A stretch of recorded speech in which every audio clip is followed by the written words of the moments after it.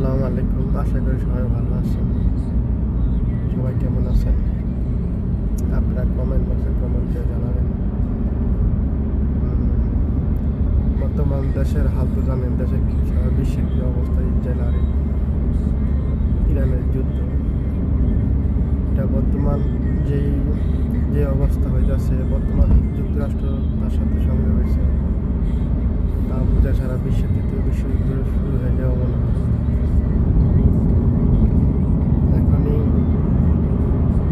এখনই সবাই সারা বিশ্বের মুসলমানদের দিক, বিশ্বের মুসলমানের কান্ট্রিগুলো যদি এক হয়, একে যদি হুঙ্কার দেয়, তাহলে আমি মনে করি বোমা পারমাণবিক কিছু লাগবে না। মুসলমানের হুঙ্কারের জোরে ইসরায়েল কন, আমেরিকা কন, সব ঠান্ডা হয়ে যাবে। ঠিক আছে, আসেন আমরা সবাই মুসলমান কান্ট্রিগুলি এক হই। ঠিক আছে, কেউ দোষ দিন না ধরি। বর্তমান বাংলাদেশের অবস্থা তো বেশি ভালো না। বাংলাদেশের অবস্থা করুন, সবাই আছে নির্বাচন নির্বাচন নির্বাচন। দেশের দিন কী অবস্থা, সে এখন হাল নাই। তারপরও বাংলাদেশ একটা সুস্থ নির্বাচন হোক, সবাই চায়। ঠিক আছে, সুস্থ নির্বাচন হোক। আমি মনে করি আপনারা সুস্থ নির্বাচন হলে যে যোগ্য প্রার্থী, যে দেশ চালাতে পারবে, দুর্নীতি হবে না, তারা দিয়ে কোনো বাট্টরি হবে না, চোর হবে না। ঠিক আছে, আপনারা ভোট থেকে